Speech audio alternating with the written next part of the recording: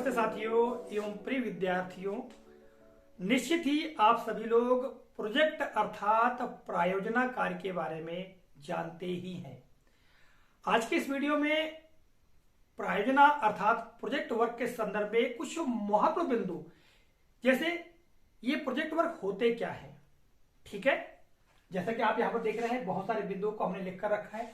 Project के प्रकार, project देने के क्या उद्देश्य है, अर्थात विद्यार्थियों से प्रोजेक्ट क्यों हल करा जाते हैं और किस प्रकार से हमें प्रोजेक्ट हल करना चाहिए, अर्थात विद्यार्थियों को प्रोजेक्ट कैसे हल करना चाहिए। ऐसे बहुत सारे बिंदु हैं जिन पर आज की इस वीडियो में हम चर्चा करेंगे और यह बहुत ही महत्वपूर्ण वीडियो है। इस वीडियो को प्रारंभ से अंत तक अवश्य देखिएगा। यदि हमारे शिक्षक साथी भी इस वीडियो को देख रहे हैं तो अपने विद्यार्थियों को बताने के लिए इस वीडियो को अवश्य ही देखें। मेरे हाथ में राज्य शिक्षा केंद्र का यह पत्र देख रहे हैं। इस पत्र में कक्षा 5 और 8 की वार्षिक परीक्षा के लिए बच्चों के लिए कुछ सुझावात्मक प्रोजेक्ट वर्क दिए गए हैं। पीछे यहाँ परिशिष्ट अ में दिए गए हैं। तो इन परिशिष्ट अ में दिए गए जो प्रोजेक्ट वर्क है उसको इस जानकारी से मिलान करते हुए बताने का प्रयास करूंगा कि यह प्रोजेक्ट है किस उद्देश्य की पूर्ति के लिए दिया गया है। तो आइए प्रारंभ करते हैं।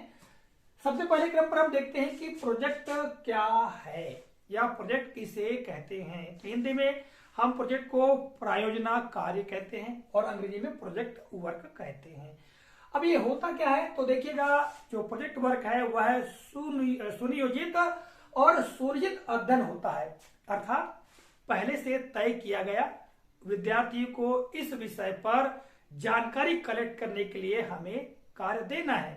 तो यह सुनियोजित हो गया और साथ में सुनिश्चित, अर्थात विद्यार्थी किस तरह से इसको हल करेंगे, कहां से जानकारियां कलेक्ट करके अपने इस कार्य को पूरा करेंगे, ऐसा पहले से ही तय होता है। ठीक है, इसीलिए हम ऐसे कार्य को प्रोजेक्ट कहते हैं। अब इस प्रोजेक्ट में जो विद्यार्थी हैं वो किसी समस्या पर क्या करते हैं, कार्य करते हैं या विचार करते हैं।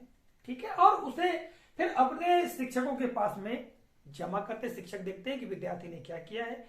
इस आधार पर जान पाते हैं कि विद्यार्थियों ने कितना अपने समाज से, अपने परिवेश से प्राप्त किया है। ठीक है, आगे देखिएगा, यह एक प्रकार का खुला क्रियाकलाप होता है।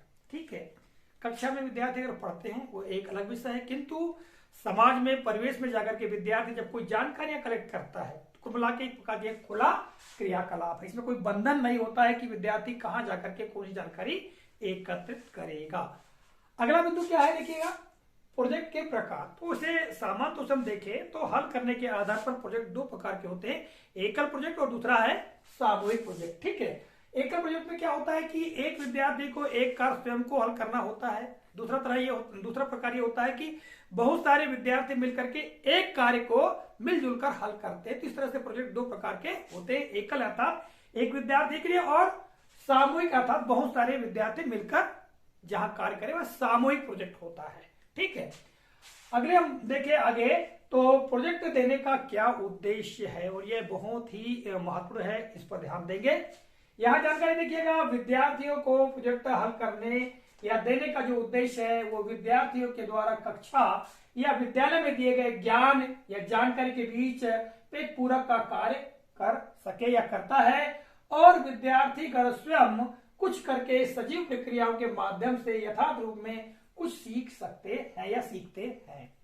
देखिए, जो प्रोजेक्ट है वो देने का उद्देश्य विद्यार्थियों को जो कक्षा में हम पढ़ाते हैं या प्रयोगशाला में विद्यार्थी गण कुछ जानकारी कलेक्ट करते हैं या कार्य करते हैं, उससे कुछ हट करके विद्यार्थियों को जब बाहर से कोई ज्ञान या कोई जानकारी कलेक्ट करने को दी जाती है, अर्थात विद्यार्थी खुले रूप में यथार्थ वास्तविकता को जान सके। जैसे प्रोजेक्ट हल करने के लिए विद्यार्थियों को कहा जाता है कि भाई आपको परिवेश से ये चीज जानकारी एकत्रित करना है। तो इस प्रकार से विद्यार्थी जो है वो ऐसे समाज में जाकर के या परिवेश में जाकर के यथार्थ माध्यमों के से कुछ सीख सके। प्रोजेक्ट कार्य देने से बच्चों में ज्ञान व विवेक प्राप्त करने की क्षमता का आविर्भाव होता है, अर्थात उनमें ज्ञान प्राप्त करने की क्षमता में वृद्धि होती है, विवेक उनका बढ़ता है। ठीक है, ये भी उसका उद्देश्य है। फिर इसी के साथ में विद्यार्थीगण जो है समाज में जहां रहते हैं, ठीक है, उसकी यथा समाज की अनुकूलता या प्रतिकूलता के आधार पर या उसके अनुकूल या प्रतिकूल परिस्थितियों के आधार पर वे जानकारी एकत्रित करते हैं। ठीक है, और फिर अपने विवेक से विद्यार्थीगण उस कार्य को पूर्ण करते हैं। इस प्रोजेक्ट कार्य देने से क्या होता है, बच्चों के अंदर जिज्ञासा जागृत होती है, उनके अंदर बहुत सारे प्रश्न पैदा होते हैं, और जहां प्रश्न पैदा होंगे तो निश्चित तौर से बच्चों को सीखने का मौका मिलता है। ठीक है, तो यहां देखिएगा जानकारी, परियोजना कार्य से बच्चों में जिज्ञासा व कार्य के प्रति लगन रुचि भी पैदा होती है। तो ऐसे बहुत सारे उद्देश्य हैं, जैसा कि मैंने आपको पढ़कर बताया, एक बार मैं और आपको तरीके से पढ़कर बता देता हूं ताकि आप जान सके। विद्यार्थियों को प्रोजेक्ट हल करने या देने का उद्देश्य विद्यार्थियों द्वारा कक्षा या विद्यालय में दिए गए ज्ञान या जानकारी के बीच पूरक का कार्य कर सके, यह उद्देश्य है। और विद्यार्थीगण स्वयं कुछ करके सजीव प्रक्रियाओं के माध्यम से यथार्थ रूप में कुछ सीख सकें। फिर प्रोजेक्ट कार्य देने से बच्चों में ज्ञान व विवेक प्राप्त करने की क्षमता विकसित होती है। इसी के साथ विद्यार्थी समाज जहां वह रहता है, यानी विद्यार्थी जहां रहता है, उसकी अनुकूल या प्रतिकूल परिस्थितियों में उचित निर्णय लेना जान सके। ठीक है, परियोजना कार्य से बच्चों में जिज्ञासा व कार्य के प्रति लगन अर्थात रुचि पैदा होती है। तो इन सब बातों के लिए विद्यार्थियों को प्रोजेक्ट हल करने के लिए दिया जाता है। अभी हम उदाहरण देखेंगे और यह प्रोजेक्ट क्यों दिया गया है इस पर भी हम चर्चा करेंगे आगे। ठीक है, जैसा कि ये उद्देश्य अभी हमने बताया, तो जो उदाहरण स्वरूप यानी सुझावात्मक जो प्रोजेक्ट दिए गए हैं, इनमें ये बताने का हम प्रयास करेंगे ये इस उद्देश्य की पूर्ति इस प्रोजेक्ट से हो रही है। आगे हम बात करते हैं प्रोजेक्ट विषय चयन। तो प्रोजेक्ट किस तरह के विषयों का चयन किया जाता है, यहाँ जानकारी देखिएगा। प्रोजेक्ट के विषयों का चयन ऐसा किया जाता है जिससे विद्यार्थियों के मन में जिज्ञासा व बहुत सारे प्रश्न उभरते हों। ऐसे विषय वस्तु या ऐसे विषय का चयन किया जाता है जिसमें बच्चों के अंदर जिज्ञासा जागृत होती है और उनके अंदर बहुत सारे प्रश्न उभरते हैं। ऐसा करने का उद्देश्य क्या होता है, ऐसा करने का उद्देश्य होता है कि विद्यार्थी में जब प्रश्न पैदा होंगे, प्रश्न उनके मन में जागृत होंगे, तो सीखने के प्रति जो ललक है, रुचि है, वो जागृत होती है। जहां प्रश्न है तो जानने की इच्छा होगी और विद्यार्थी कार्य करेगा जिससे ज्ञान की वृद्धि होगी। ठीक है, तो प्रोजेक्ट के विषयों का चयन इस प्रकार किया जाता है। आगे है प्रोजेक्ट हल करने हेतु सहायक स्रोत। विद्यार्थियों को प्रोजेक्ट तो दे देते हैं, तो विद्यार्थी किन स्रोतों का प्रयोग करे जिससे कि उन प्रोजेक्ट को अर्थात परियोजना को वो पूर्ण कर सके। तो यहां जानकारी देखिएगा, प्रोजेक्ट हल करने हेतु विद्यार्थियों के लिए पुस्तकालय, प्रयोगशालाएं, पत्र पत्रिकाएं, समाचार पत्र, electronic media, internet, railway station, हाट बाजार, चौराहा, नदी, पहाड़, बाग बगीचा, यातायात आदि ये स्रोत हो सकते हैं जिनसे विद्यार्थी अपना प्रोजेक्ट पूर्ण करते हैं। और देखिएगा टिप में महत्वपूर्ण बात यह है कि ये जो स्रोत है, ये स्रोत प्रोजेक्ट किस विषय का है इस बात पर निर्भर करते हैं। अर्थात जैसे गणित का प्रोजेक्ट है तो उसके लिए कुछ और होगा, और स्रोत होंगे। पर्यावरण का है तो कुछ और स्रोत होंगे। सामाजिक विज्ञान का है तो कुछ और स्रोत होंगे। ठीक है, तो ये इसके ऊपर निर्भर करता है। फिर हम आगे बात करें प्रोजेक्ट में क्या क्या शामिल हो सकता है। प्रोजेक्ट कार्य में किस किस बात को शामिल कर सकते हैं, यहां पर जानकारी देखिएगा। पहला है व्यवहारिक कार्य। तो व्यवहारिक कार्य के अंतर्गत प्रोजेक्ट के रूप में विद्यार्थियों को मॉडल बनाने के लिए कोई निर्माण कार्य रचना के लिए कुछ दिया जा सकता है। इसके अलावा आगे बोध होना, इसमें पठन पाठन कहानियां, दैनिक जीवन की घटनाएं, दैनिक जीवन में जो घटना चक्र उनके साथ चल रहा है उससे सादृश्यता से संबंधित जो है वो प्रोजेक्ट रूप में दिया जा सकता है। अगला है समस्या का हल कैसे करें। ठीक, कोई समस्या दे दी जाती है, उसको हल कैसे विद्यार्थी करेंगे, इससे संबंधित प्रोजेक्ट बच्चों को दिए जाते हैं। अगला है कौशल और ज्ञान की प्रवीणता वाले प्रोजेक्ट, जिसमें बच्चों के अंदर कौशल और ज्ञान की प्रवीणता हो, अर्थात उनके अंदर विवेक जागृत हो। ऐसे प्रोजेक्ट या ऐसे विषय संबंधित जो जानकारियां हैं वो बच्चों को दी जाती हैं। और अंत में यहाँ पर देखिएगा एक प्रोजेक्ट का उदाहरण है यहाँ पर। ठीक है, इसके अलावा जो इस दिशा निर्देश में सुझावात्मक प्रोजेक्ट वर्क दिए गए, इन पर भी चर्चा करेंगे।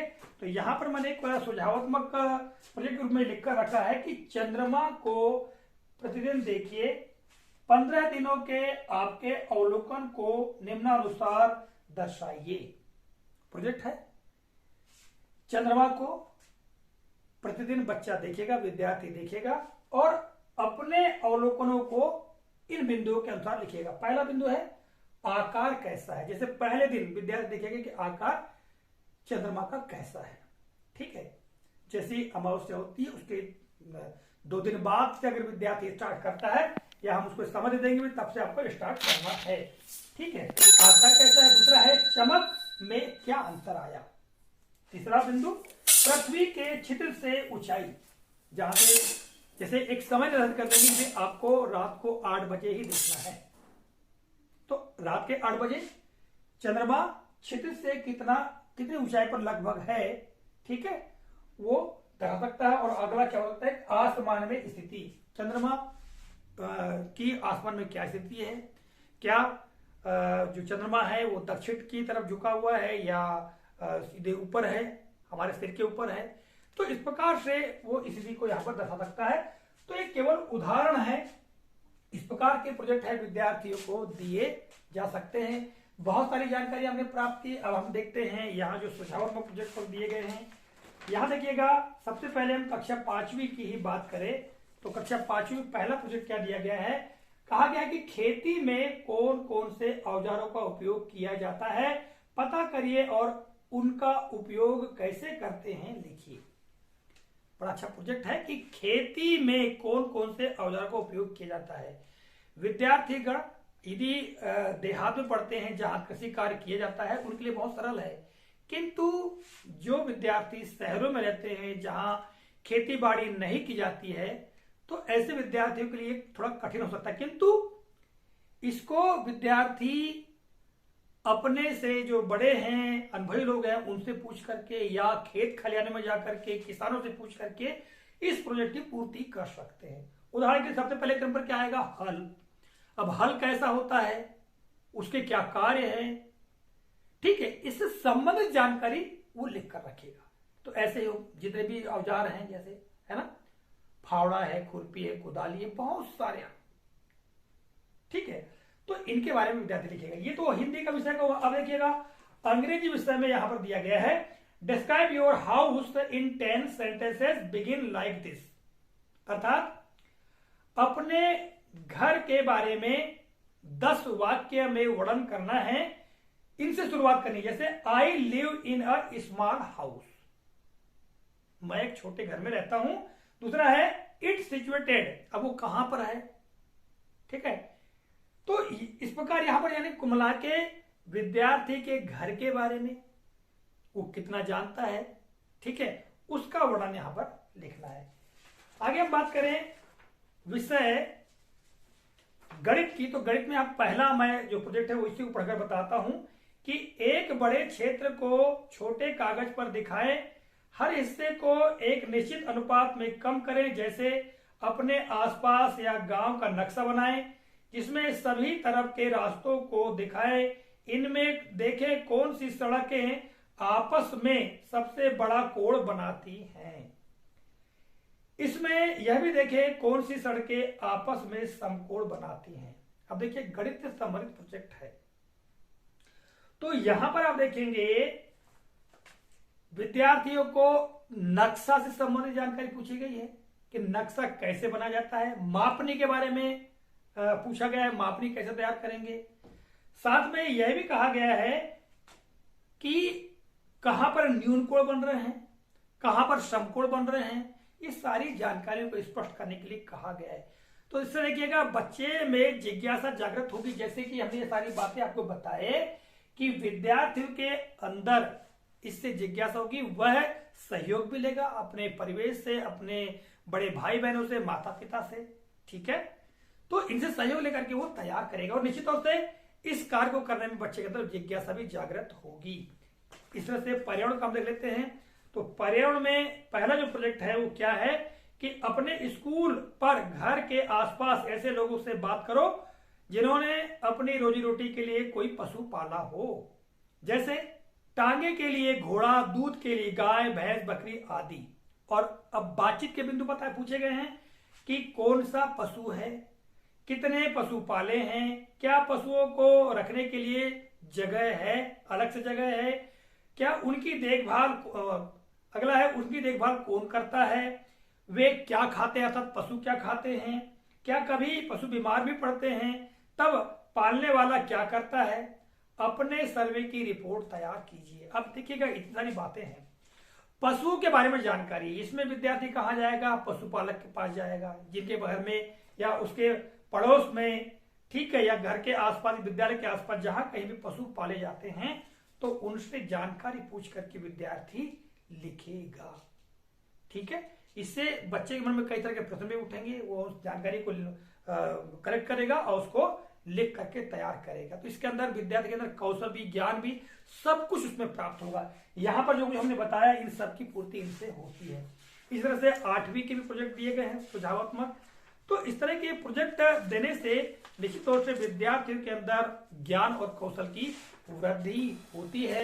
आज की इस वीडियो में मैंने प्रोजेक्ट वर्क पर काफी आपसे चर्चा किया। यदि आपके पास में कोई और जानकारी हो या प्रोजेक्ट से संबंधित नवीन जानकारी हो तो आप कमेंट अवश्य करें। जाते जाते अंतिम बात साथियों, ये जो प्रोजेक्ट से संबंधित यहाँ बहुत संक्षेप में मैंने जानकारी लिखी है और संक्षेप में मैंने बताने का प्रयास भी किया है। आप यदि डिटेल्स पढ़ना चाहते हैं तो आप इस प्रोजेक्ट वर्क से संबंधित जो जानकारी है उसका हमने ब्लॉग तैयार किया है। उस ब्लॉग को हमारी वेबसाइट, जिसकी लिंक इस वीडियो के डिस्क्रिप्शन बॉक्स में दी गई, उस पर आप क्लिक करके भी इसको पढ़ भी सकते हैं। तो फिर मिलेंगे अगले कालखंड में, तब तक के लिए जय हिंद।